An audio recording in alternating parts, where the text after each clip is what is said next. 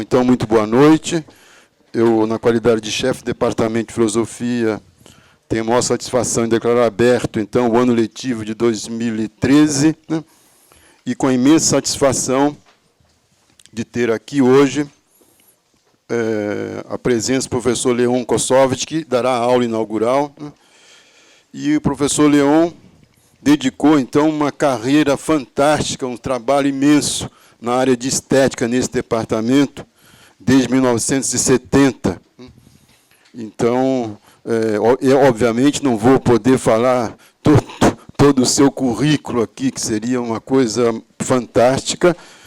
E eu quero, antes de mais nada, também aproveitar para homenagear o meu colega Leon, né, por uma contribuição inestimável na área de estética, que formou tanta gente nesse departamento, e de uma área que sempre foi muito bem considerada por uma grande parte dos nossos colegas no departamento, né, nem sempre valorizada como deveria ter sido, né, sobretudo porque faz essa conexão entre a filosofia e as artes, né? E o Leon, então, sempre circulou na estética, na história da arte, com maneira de uma desenvoltura impressionante. Eu apenas citarei rapidamente, dentre tantos artigos, né, e livros, alguns livros que marcaram profundamente, desde 1979, por exemplo, Signos e Poderes em Nietzsche, pela Ática, depois Hélio Cabral, né, pela EDUSP, né, Gravura Arte Brasileira no século XX, pela Cosac Naif, e Condillac, Lúcido e Translúcido, pela Atelier, em 2011.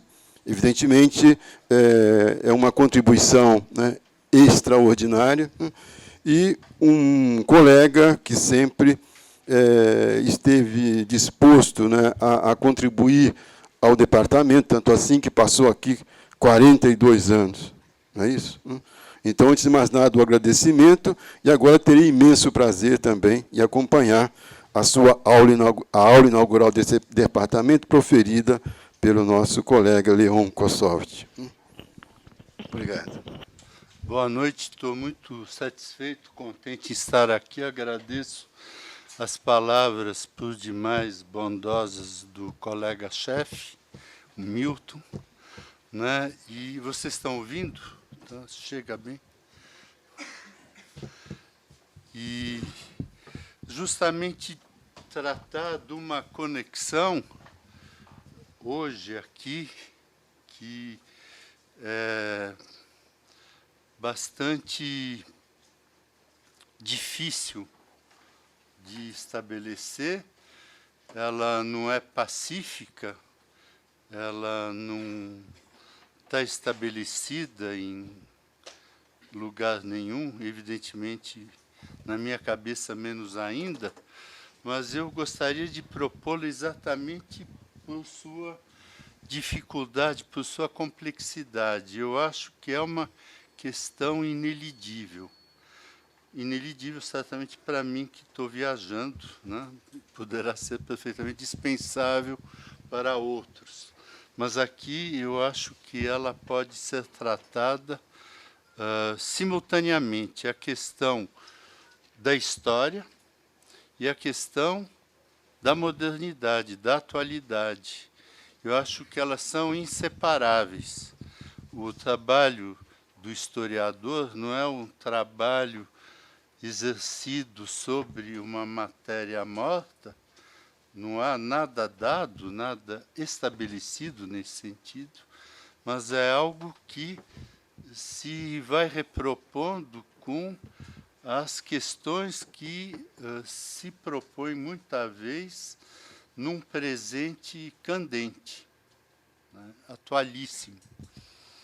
É o que nós podemos supor relativamente aos impasses da atualidade artística, da sua imensa confusão, a sua impossível circunscrição. Não estou dizendo com isso que ela seja ruim, estou apenas dizendo que ela é inapreensível. Ela se desdobrou de tantas maneiras que nos escapou entre os dedos. Eu gostaria, então, nesse caso, de propor um ponto assim que me parece de viragem nessa historiografia, porque nós podemos pensar a modernidade como algo que vai se esgueirando lentamente. E quando eu digo se esgueirando lentamente, eu quero dizer não que ela se faça lá sozinha. Somos nós que vamos detectando certos pontos que são constitutivos dessa mutação e que nos permitem vislumbrar algo como um passado realmente morto, dado como morto. Ele foi, de fato,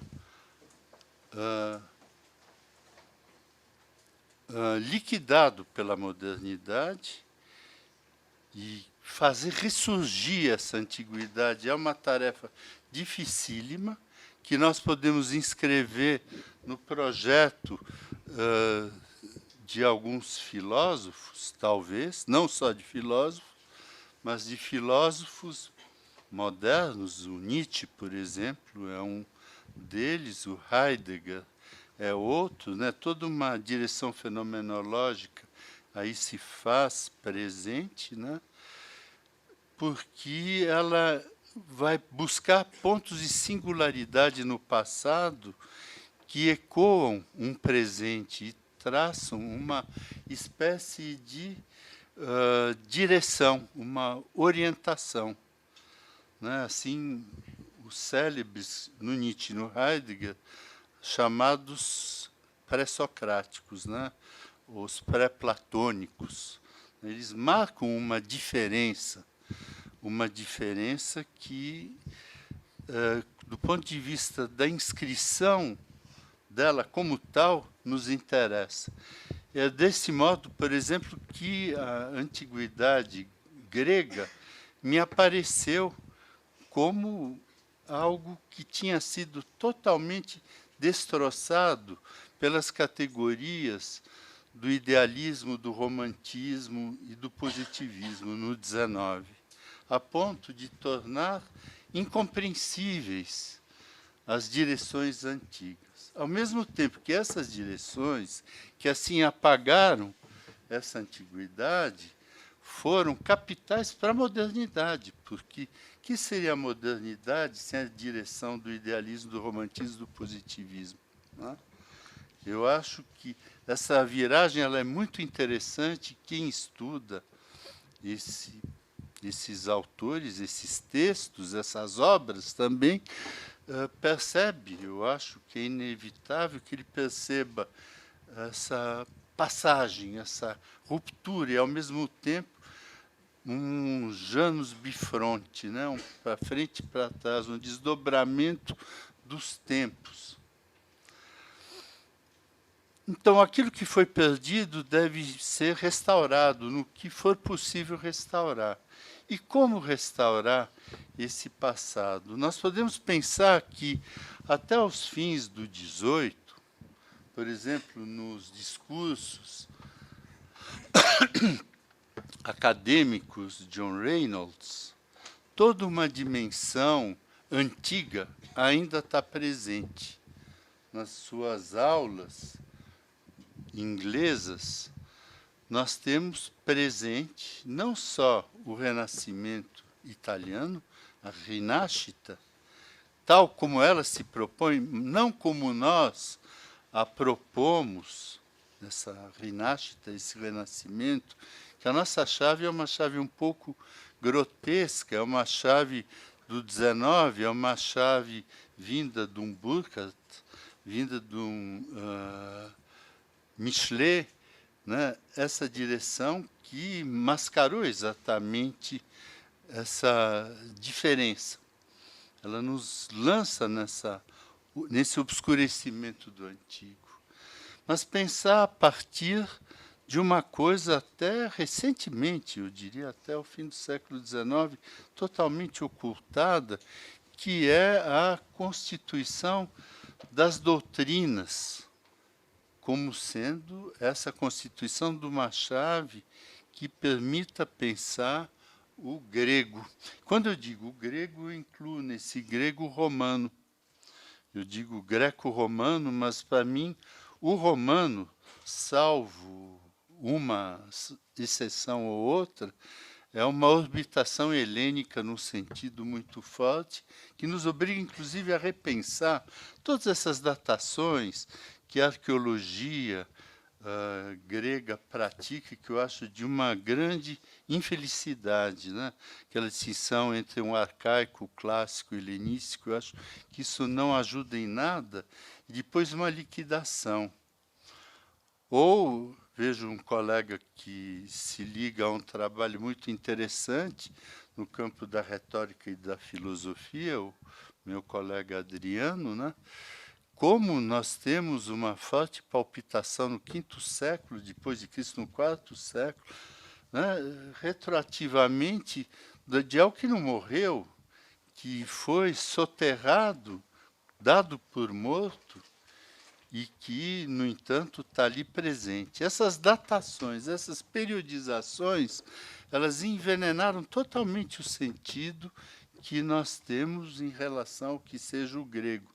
Um grego de esclerose, assim, como aquele latim de esclerose, assim, dos tempos de Augusto. Esse é o latim, o resto é amadurecimento e decadência. É um absurdo.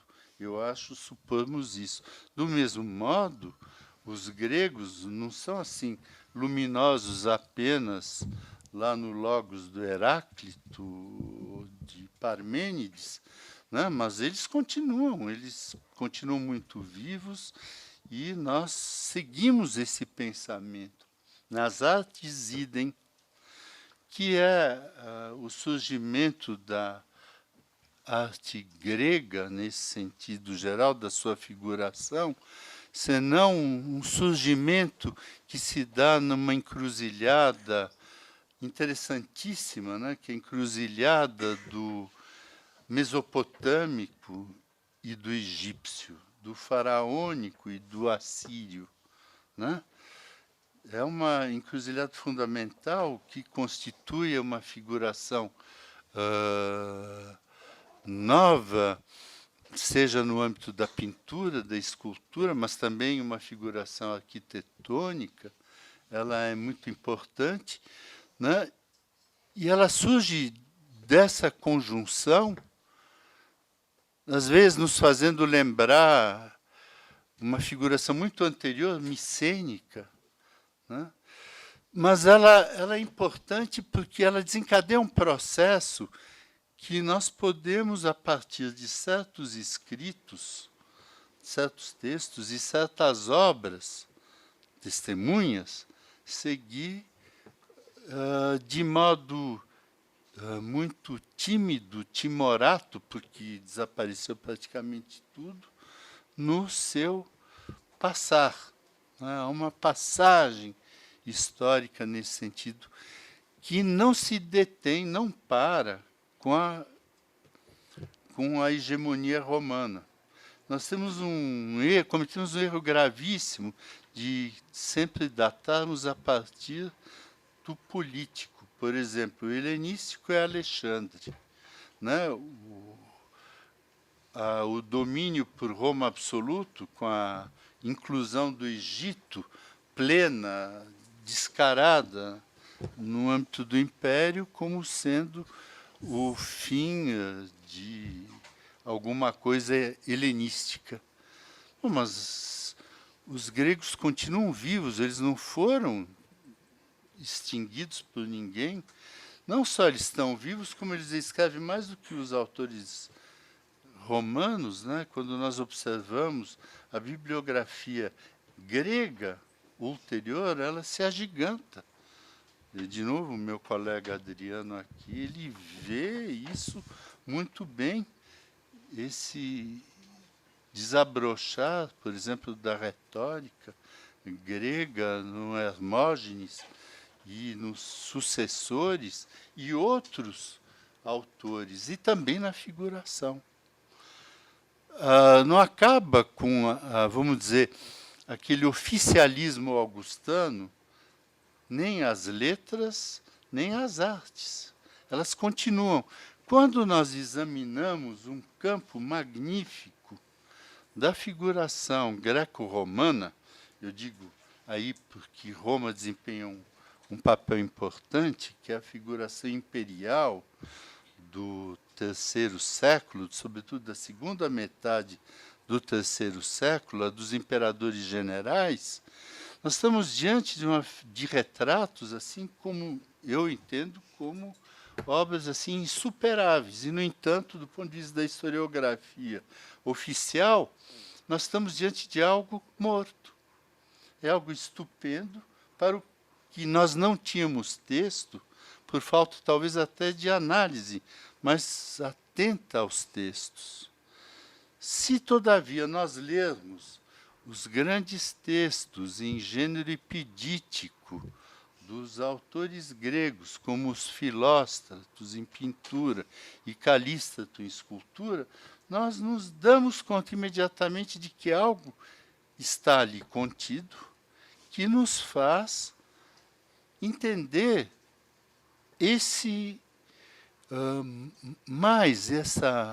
essa mais-valia figurativa no plano dos caracteres, dos ete, dos pate, desses retratos de imperadores. É muito interessante ler nesse sentido, não o grande Filóstrato, o avô, né, esse autor extraordinário de vidas, inclusive como a de Apolônio de Tiana, mas o neto dele, o neto que trata disso, ele diz, até aqui se tratou da semelhança, nós devemos tratar das paixões. Ora, esses imperadores são as paixões, né? Porque nós achamos que isso é a segunda sofística, que isso é matéria degradada. Já a segunda sofística, nos primeiros, como Luciano de Samoza, não, isso é... Não, está nascendo ali algo novíssimo, né, que não foi praticado antes. Nós não devemos reduzi-la a nada.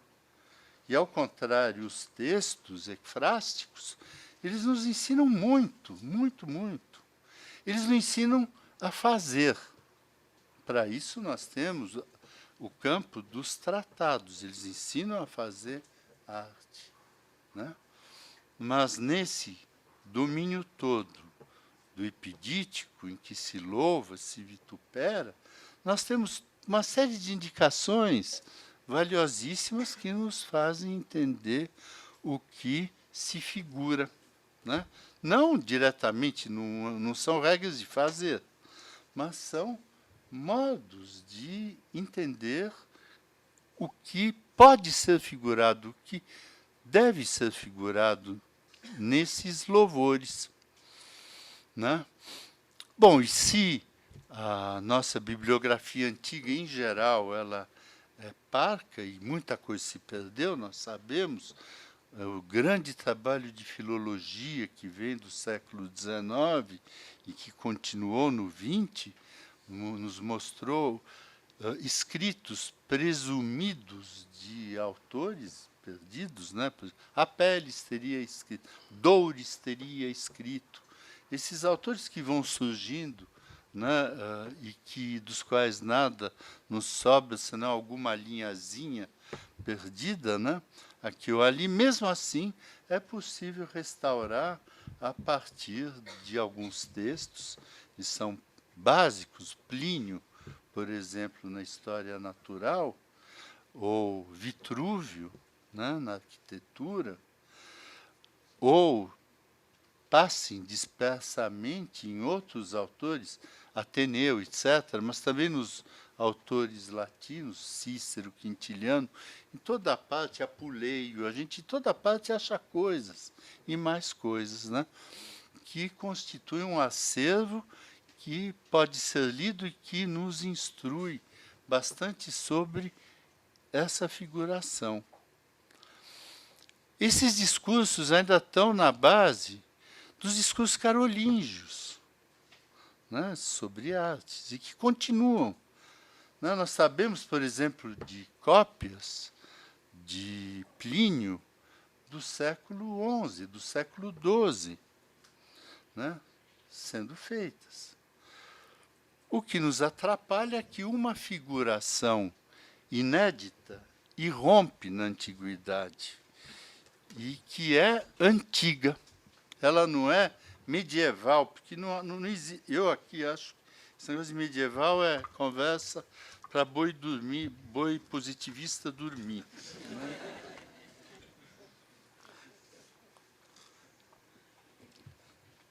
Porque, nesse sentido, há duas histórias, uma evolucionista, que é um terror, e uma classificatória, decorrente do grande prestígio de Linneu, né, que classifica estilo.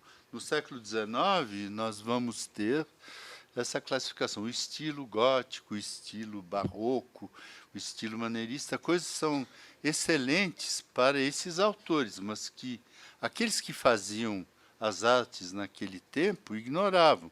O Villard de Honnecourt, que faz o seu caderno lá de viagem, o arquiteto de catedrais, se você lhe dissesse que ele era gótico, ele ia dizer, ah, tiens, vous êtes gentil.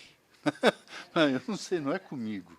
Não tem nada a ver com isso. É uma coisa que me foge totalmente. Né? Ou dizer para Aleijadinho, o cavalheiro é barroco. Ah, que legal, muito bom. Mas por que me ofendes? Eu não sou uma pérola irregular, né, defeituosa. Não há isso. Isso atrapalhou completamente a nossa intelecção da história, esses cortes. E simplificou, banalizou. Eu acho que são... no Brasil, vira até o barroco, vira uma identidade nacional, né? Vira assim, a gente tira um grande orgulho disso. Não precisa tirar orgulho disso. Vamos ser orgulhosos em coisa legal, não numa bobagem, né? Essa não vale a pena. Mas essas histórias, assim, propostas modernamente no XIX, elas nos apagaram esses vestígios e impediram que víssemos que não é o medieval que constitui uma alternância ao antigo, mas é que é no próprio antigo que surge a alternância a si mesmo. Uma figuração que se alterna com ela e se opõe a ela e acaba praticamente devorando-a. Né? De onde vem isso? A pergunta que deve ser feita é, de onde vem isso? Mas é evidente, isso vem do Irã.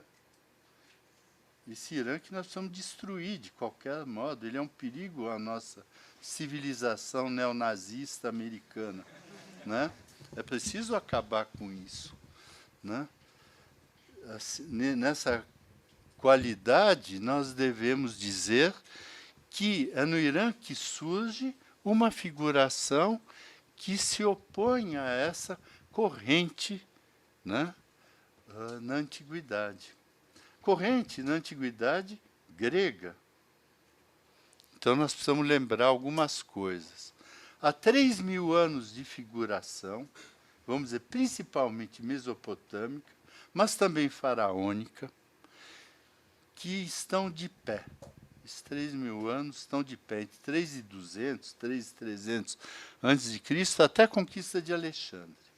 Quando Alexandre conquista o Império Aquemênida, esse grande Irã, que vai até a Sibéria, até a China, né, esse grande Irã desmorona, ele se torna dono dessa parte também. Ele se torna um grande senhor do mundo. Né? Como ele morre jovem, os seus sucessores, os descendentes do general Seleuco, a quem cabe essa região, se instalam e desenvolvem inicialmente a figuração grega, tal qual. Nós vemos isso na atual República da Turcomênia, que era na qual estava a capital iraniana no tempo. Né? O que se segue disso? Segue-se que as primeiras figurações são gregas, a gente vê nas moedas. As moedas, elas explicam tudo, mostram tudo. Depois, isso passa à estatuária, passa à pintura. E nós vamos vendo uma tomada pela Grécia do que era trimilenarmente mesopotâmico, né? Porque os Aquemênidas seguem a figuração assíria, babilônica, né? Direto.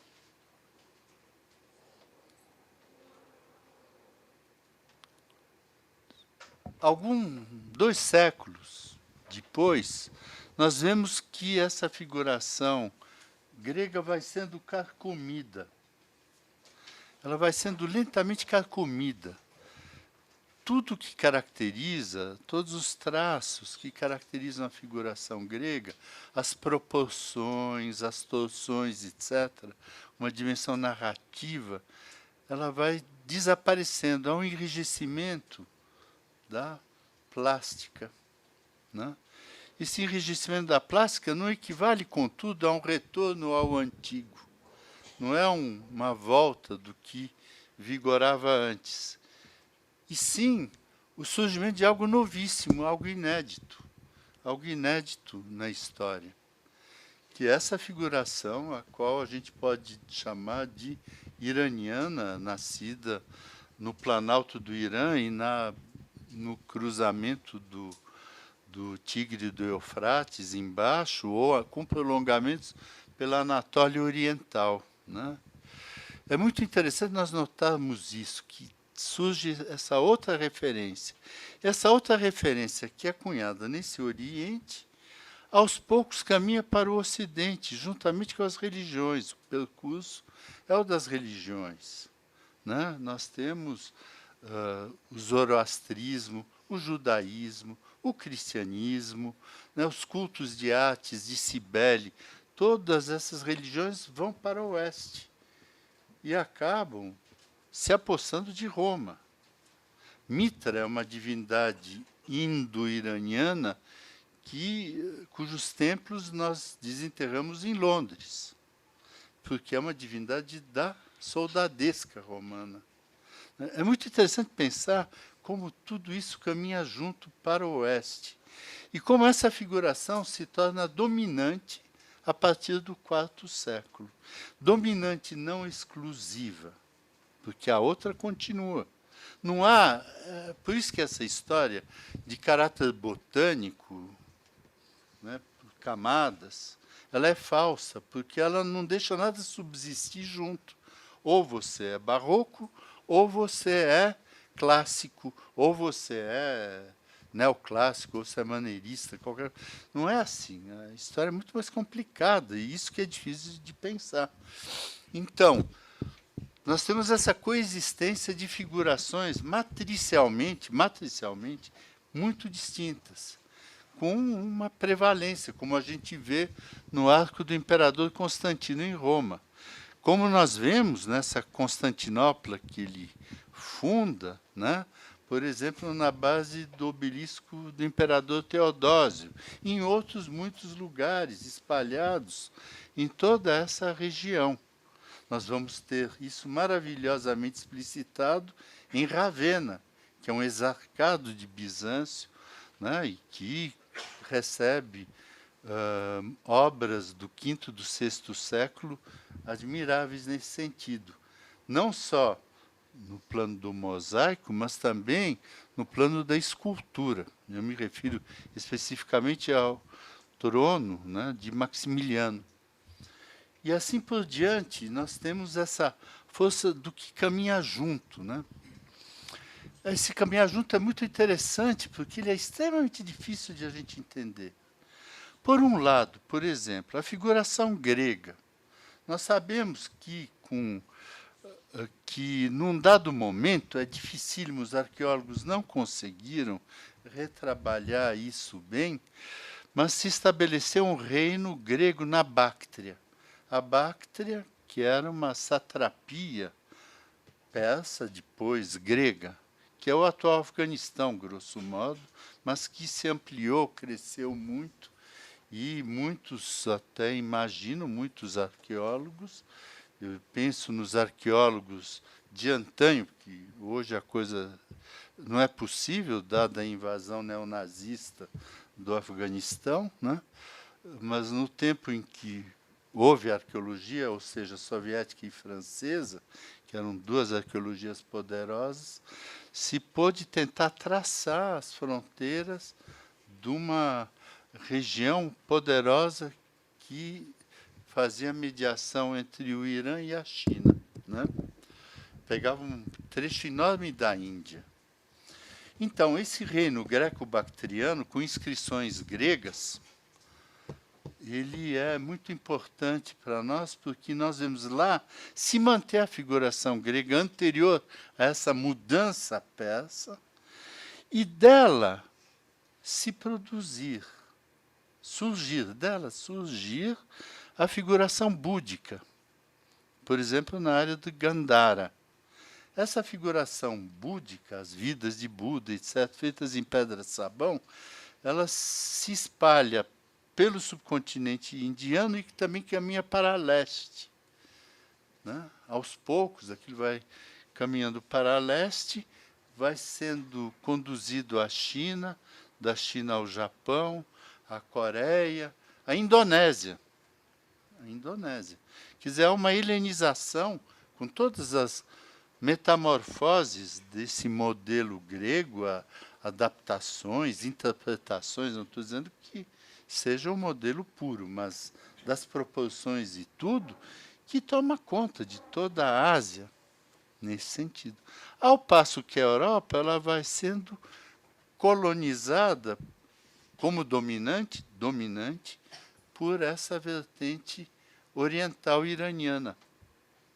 Ora, esses estudos, eles só vieram a lume, vamos dizer, houve autores no começo do século XX que começaram a pensar a questão, mas só depois da Segunda Grande Guerra que isso pôde ser tematizado frontalmente. Esse aspecto ele é muito importante, porque a nossa figuração, né, ela se torna principalmente oriental. Por exemplo, o que se chama pintura bizantina, e que tem as suas metamorfoses. Mas eu digo bizantina, ela é também absolutamente romana. É o que vocês veem em Roma, no Trastevere, vocês veem em tudo quanto é lugar, na Espanha, na Itália, na França, na Germânia, na Inglaterra. É uma figuração dominante, essa oriental. Ela só vai ceder na Europa a partir do século XIII, com uma helenização, nesse sentido, da figura com proporções, etc. E que se segue de modo quase rápido, eu não diria imediato não, mas são 100 anos que se passam entre o ressurgimento da estatuária, que havia sido eliminada da figuração no Ocidente, no Oriente também, e essa sua posse-entrada, posse em domínio das figuras humanas. Isso é muito importante nesse sentido, para que nós entendamos que um renascimento se houve, e houve, porque os autores dizem, nós defendemos isso, o renascimento, a Rinashta, a figuração dela já estava feita no 13, do ponto de vista da figura humana. E no 14, do ponto de vista da figuração de cena. A cena, a vista. Isso, um exemplo admirável, é a pintura de Ambrogio Lorenzetti em Siena, no Palazzo Público, né, das alegorias lá do bom governo, dos efeitos do bom governo. Essa pintura é excepcional por isso, né? Então, se caminha nessa linha. Ora, o que é que fizeram os autores? Desde sempre, ler os textos antigos, mais ou menos, evidentemente, que há momentos difíceis. Mas a Europa Ocidental, entrou ela num ocaso, num obscurecimento? Eu não sei se ela entrou. Ela era uma espécie assim de velho Goiás, nosso amado Mato Grosso. Ela não era um Luxemburgo, Flandres. Era um negócio meio brabo, né? Os pântanos da Germânia, as charnecas da Inglaterra, né? É um negócio meio ínvio, meio agreste, não é exatamente, não são lugares assim muito aprazíveis, né? Eu acho que é preciso sempre considerar isso, né? Todavia, a Europa Oriental, ela não conheceu a Idade Média nenhuma, nem obscurecimento, ela floresceu. Essa categorização Idade Média eu já vou a ela, mas ela é cômica nos usos, quando a gente lê historiador, fala, Idade Média chinesa, Idade Média japonesa, Idade Média da Índia. Então você tem idades médias que assim são é um pouco a França entrando lá no Mali, entrando na Costa do Marfim com seus tanques. É assim, é uma Idade Média, a gente vai entrando, né, sem cerimônia. Chamou nós, nós vai. Né? É preciso salvaguardar o Ocidente e tal, essa maravilha que nós conhecemos, esse nosso belo Ocidente. Mas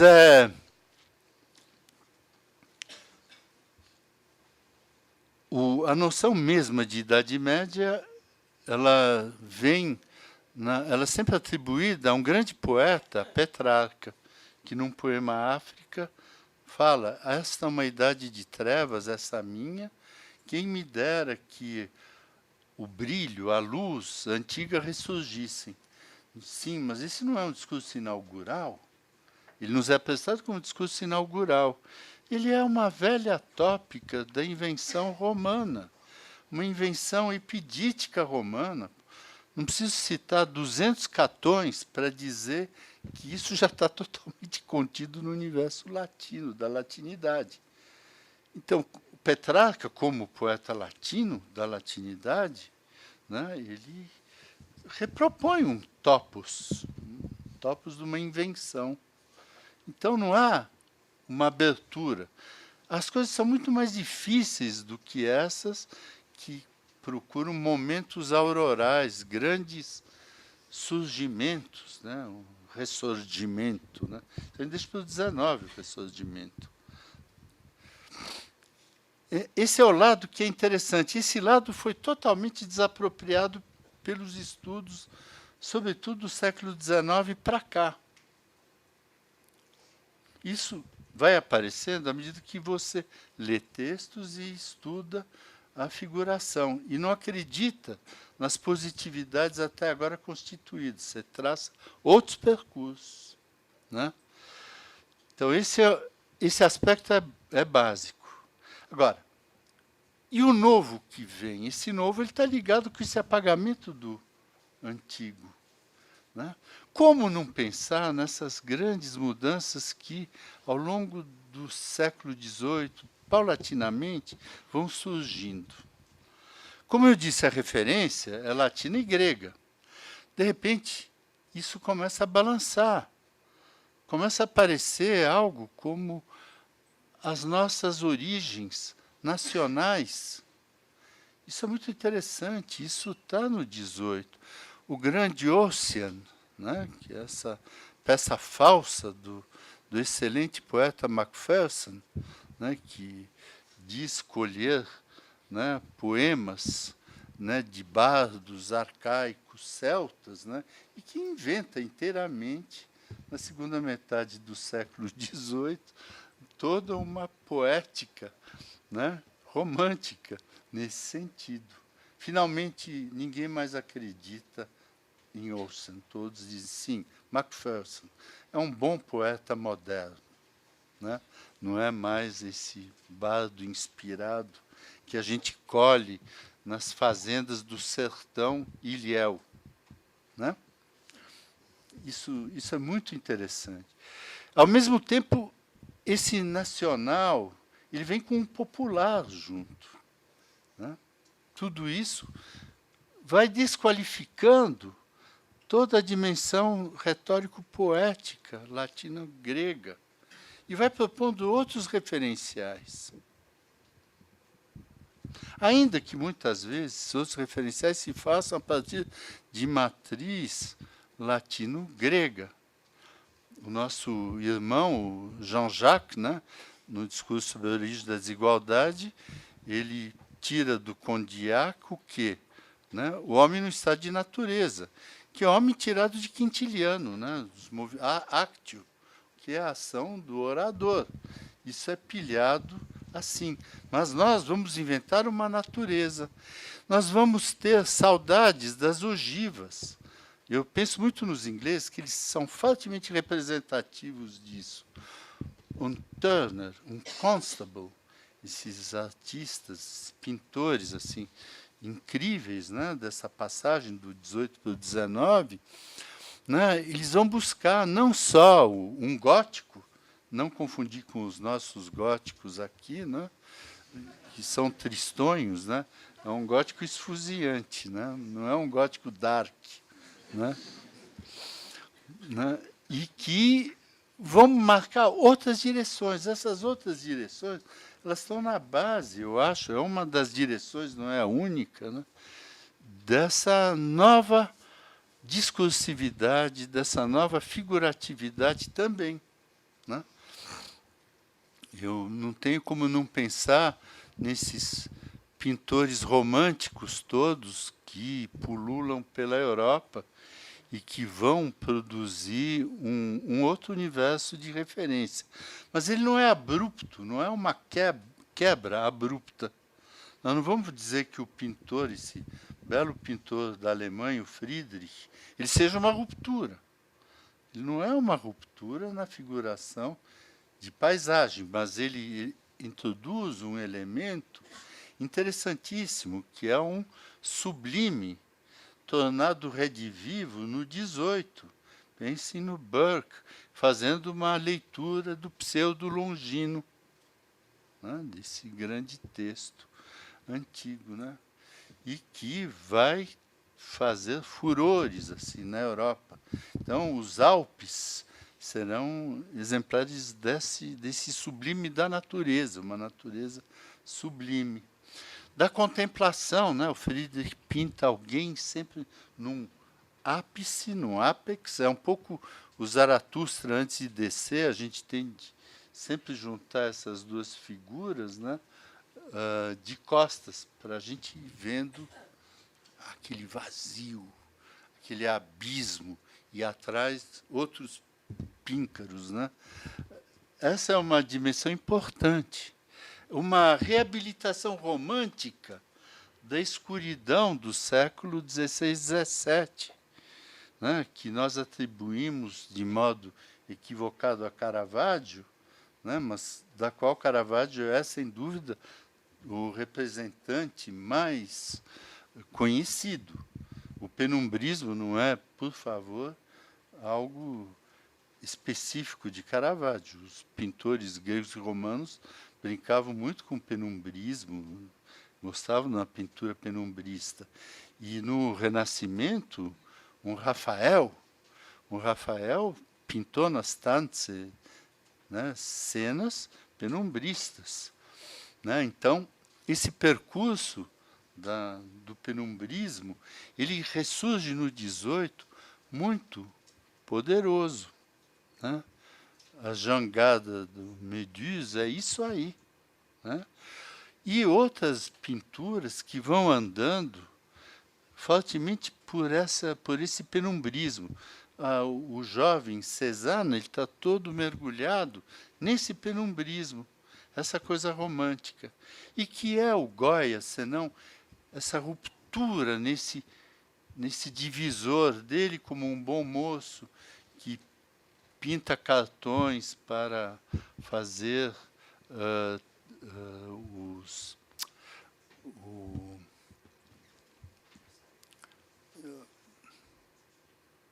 tapeçarias, obrigado, as tapeçarias, né? E o Goya que depois pinta aquelas coisas admiráveis e faz aquelas gravuras também impressionantes, né? São essas as referências de uma outra coisa já. É uma outra coisa, e com um forte domínio da subjetividade. Quer dizer, como dispensar nisso a estética do Hegel? Ela é fundamental para trazer essa coisa moderna e também para enterrar o passado, que ela é uma incompreensão absoluta do passado, de tudo que é discurso, tudo que é retórica, porque nós temos um espírito que vai se metamorfoseando, né, nas suas passagens. É interessante pensar essa faca, como dizia o presidente Mateus, de 2 legumes, né? Essa faca de 2 gumes, né? Que cinde a história. Não é um ponto de cisão, mas aquilo que contribui fortemente para o moderno também apaga fortemente o passado. O romantismo está na base desse apagamento e, ao mesmo tempo, desse levantamento do moderno. Então, considerar esse duplo registro me parece aqui essencial para a compreensão da coisa. A partir daí, né, esse mundo dessa subjetividade ele não é tão tranquilo assim, que você vai ficando cada vez menos sensível, cada vez mais inteligível, até que você bate a porta e fala, chega. Né? Não. Ao contrário, nas artes, o que se dá é que você vai para o cada vez mais sensível, cada vez mais primitivo, cada vez, assim, do ponto de vista de um eurocentrismo, desse discurso, cada vez pior, cada vez mais horrível. Você já começa, aqui agora é a França, né, por admirar gravuras japonesas, né? As xilogravuras, essas gravuras que vão interferir na pintura, vão mudar toda a pintura. O impressionismo, com aquela luminosidade toda, eu não vou dizer que se deve exclusivamente à gravura japonesa, seria uma tolice, mas sem as gravuras provavelmente não fosse o que foi. Né? Mas você introduz esse elemento heterogêneo. Você acabou com a matriz greco-romana, ela ficou circunscrita ao que nós chamamos de modo absolutamente impreciso, péssimo, péssimo mesmo, mas aqui basta academismo, né? Arte acadêmica. Mas esse termo não vale nada, ele é muito ruim, ele é muito grotesco. Mas nós temos esse percurso dessa introdução, ao mesmo tempo, um pouco antes, além desse percurso romântico, nós temos esse percurso que é retórico fora da retórica. Eu diria, de uma retórica que já no Nietzsche a gente vê que é uma retórica mais reduzida a elocútio. Não é mais a retórica como esse aparato complexo que nós conhecemos desde os gregos e que prospera depois, né, em toda parte. Né? Mas, nessa dimensão, como entender a nossa modernidade sem a paródia do Courbet? Né? Essa paródia, essa alegoria que subverte, inverte a figuração dominante, a pintura de história, né? Que é o gênero supremo da pintura, como ela se declara no século XVII, claramente. A história, já no texto do Alberti, no 15, é aquilo que o pintor pinta, é o que ele deve pintar, o que é prescrito que ele... Mas, sem hierarquia, história como narração, é narratio em latim, basta isso. Né? Mas aqui surge essa coisa, no 17 e no 18 se confirma amplamente, da história como gênero supremo de uma pintura distribuída em gêneros, hierarquicamente. Quando El Greco pinta o enterro do conde de Orgaz, você tem, sim, aí um conde, uma grande cerimônia, né, monárquica, eclesial, de peso. Todavia, o que acontece no Courbet? É um camponês, um anônimo, que vai ser enterrado. E é um transporte, assim, no meio do campo, de alguém. A história, ela passa a trazer essas outras personagens, que se tornam dignas de história. Mas, em relação à história vigente, essa história é parodística, é paródica. Ela parodia aquela história. Isso também me parece assim, um momento muito importante. Não é fortuito que ele tenha participado na Comuna. Né? era de fato alguém muito subversivo e tenha pintado a origem do mundo, que é também um belo tentamen pictórico, né? Mas seguindo nessa linha, né, são vários pontos assim dessa subversão da coisa do modelo grego, né? Nós temos essa coisa de um enorme chega, não dá pé, né? Eu penso no Gauguin, por exemplo. Não é possível isso aqui. Viver essa Paris não dá. Aí a mulher o leva para a Dinamarca. Realmente, a mulher dele não tinha imaginação. Leva para a Dinamarca para fazer manteiga, não é para outra coisa, né? O cara se manda para a Polinésia, realmente, cada vez mais longe. É possível ir cada vez além, adiante, cada vez mais longe e mais longe. E adotar também aqueles elementos figurativos da Polinésia. E é interessantíssimo com o que o Gauguin está armado. Ele leva lá umas reproduções muito mequetrefes, de tudo um pouco, no bolso. Então, umas polinésias como egípcias, não sei, eu estou falando isso, tiradas totalmente de um referencial egípcio faraônico. Há de tudo, né? Um caos assim que é um vulcão explodindo. Depois, essa assunção tão interessante, né, da coisa africana, da Oceania também, né, o que a gente conhece como máscara, né, expressionismo, cubismo, eles tomam isso e introduzem mais um elemento diferente, complicado, né, e são grandes achados. E assim a coisa prospera, nós vamos andando. De repente, nessa mesma chave, nós entramos na assunção de um Rousseau, do Doyen Rousseau, que se torna uma espécie de presidente dos Fauves. O nome Fauve, muitos supõem que se atribua à exposição lá dos Fauves, no qual há uma pintura do Rousseau com um leão, uma pantera. Diz, a Fauve, a fera. Né? Os feras, então, os ferozes.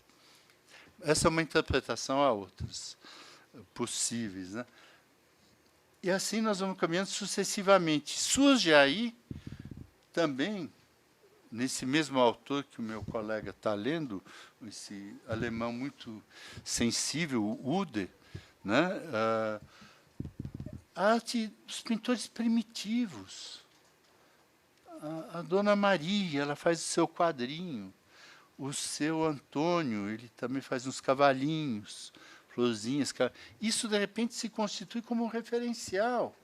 E inevitável, junto com o Rousseau, isso passa a integrar um repertório que se torna cada vez mais confuso, mais obtuso, né? A gente não consegue penetrar mais facilmente nesse universo. Não há preceptiva, não há doutrina que dê conta disso, né?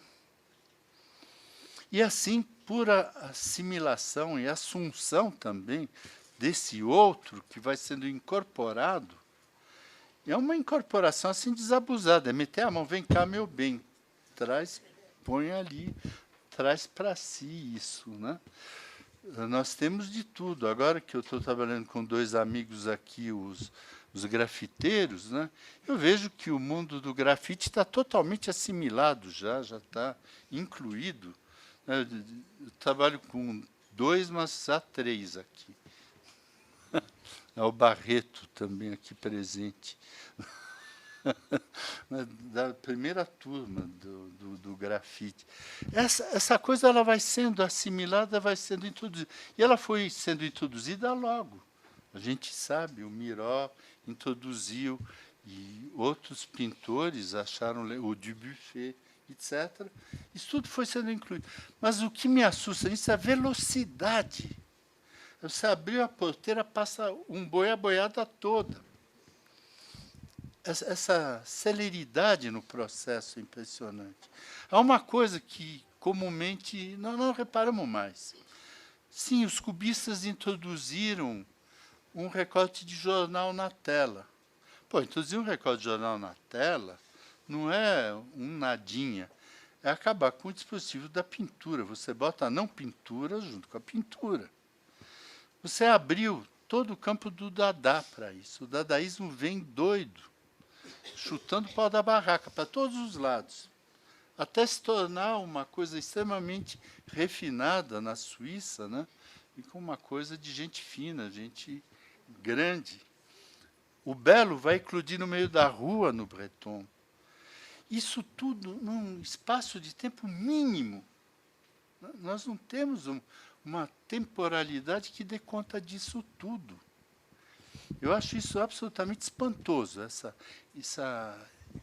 Um espaço de uma geração, tudo foi mexido. A abstração entra nisso como um derivado do expressionismo, né? O construtivismo, os futurismos, o futurismo italiano, que vem do cubismo, o futurismo russo, que vem em parte dele, mas também junto com o construtivismo, tudo isso surge junto, é tudo simultâneo, é uma loucura. De repente, é o mundo que está abolido. Hoje a gente pode dizer perfeitamente bem que nós não sabemos onde a gente está, para que lado a gente está virado. E o artista, ele faz o que ele acha que ele deve fazer, ele está perdido também nesse sentido. Ele tem o máximo de liberdade nas suas escolhas. Incrível, ninguém mais censura, ninguém mais critica. Não é mais a dimensão da crítica. Porque para haver crítica é preciso haver critérios. E onde você vai achar critérios? Você vai julgar o dadaísmo, Maíra? Não vai, né? Você não é besta, né? A gente não vai fazer isso, a gente toma cascudo, né? Só cascudo, não vamos fazer isso, né? Então, esse processo de aceleração, ele é muito assim impressionante. Ele nos projeta numa dimensão que nos faz totalmente. Eu me sinto assim em relação a isso. Eu vejo os meus amigos artistas, eu tenho a imensa alegria de conviver com ótimos artistas, né? E eu vejo que eles também estão perdidos. Para eles não é fácil, não. O mundo deles é um mundo opaco. Eles vão tentando fazer as coisas deles e é um sofrimento, porque eles nunca estão bem. Como poder estar bem se tudo é possível, num certo sentido? É só um trabalho vagabundo que não é possível. Mas até esse passa. Não tem esse Hearst aí, que é uma maior embromação para neomilionários pós-soviéticos, para sheiks árabes, para europeus idiotas, né? Esse Jeff Koons, que é um amálgama de cocozinhos, assim, uma baboseira, né, infinita, né? Quer dizer, isso é o deboche. Aí nós estamos no plano do deboche, quer dizer, a esculhambação, né? Dizer assim, eu contrato muitos, eu sou empregador. De fato, nós temos aí a figura desse artista empresário, né? Que contrata os peões para fazer, formados na ECA, para fazer coisinhas, coisinhas a partir de um projeto dele, né? Não são os construtores de pirâmides. Eu penso sempre nesses pós-soviéticos, aí, esses desclassificados do planeta, né? Que reinam aí, compram, né? Compram tudo que dá, né? Compram um pedaço da Grécia, depois compram tudo que está aí no mercado disponível, né? E é uma partilha interessante essa dessa. Então, eu penso que tratar do antigo e do moderno, dos discursos da antiguidade e do discurso da modernidade, eu acho que não houve nunca com o meu colega aqui presente, eu concordo com ele que não houve uma pós-modernidade, né, gente? Eu aprendi com ele isso, que não há uma pós-modernidade, que nós temos mais uma dimensão, talvez, das vanguardas, como ele defende, o Ricardo, né? Agora, pensar vanguarda em relação a quê, né? que batalhões, né? É difícil, né? Uma coisa tão complicada em relação à qual a gente tem muita dificuldade para se colocar, né?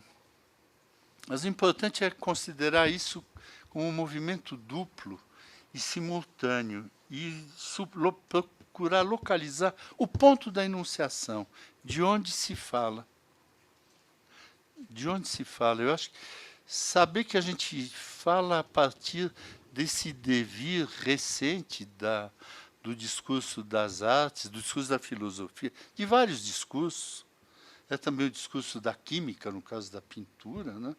Nós sabemos quão importante foi o discurso da química no XIX, do discurso médico, tantos discursos que se sobrepõem, o discurso matemático, né?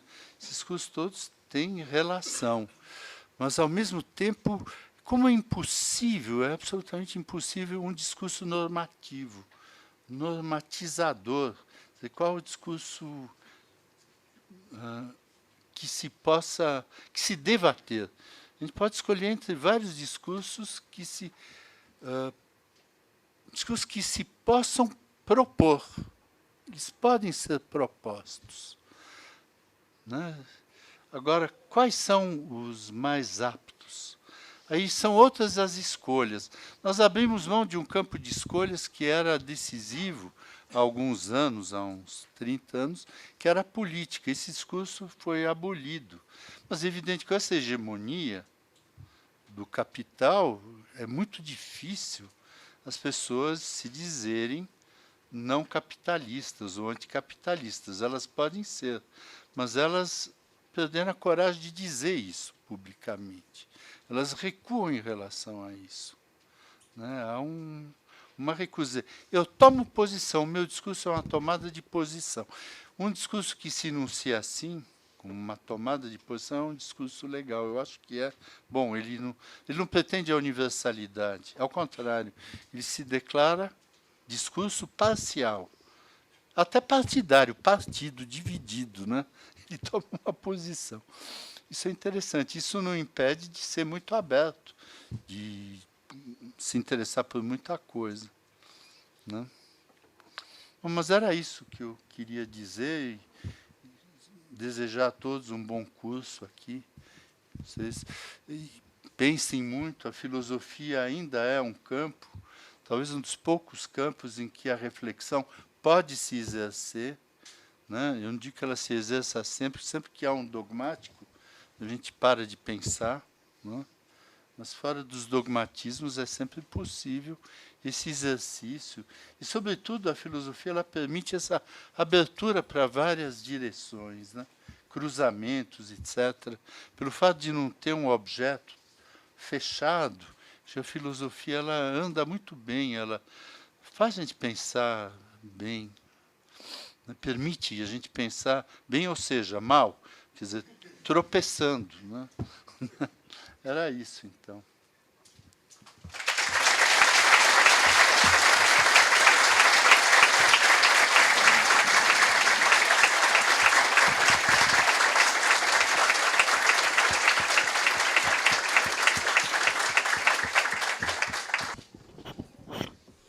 Bom, agradecemos aqui a aula extraordinária do colega e quero agora, então, desejar as boas-vindas a todos os calouros, né, e aos colegas e aos outros estudantes antigos e aos colegas, né?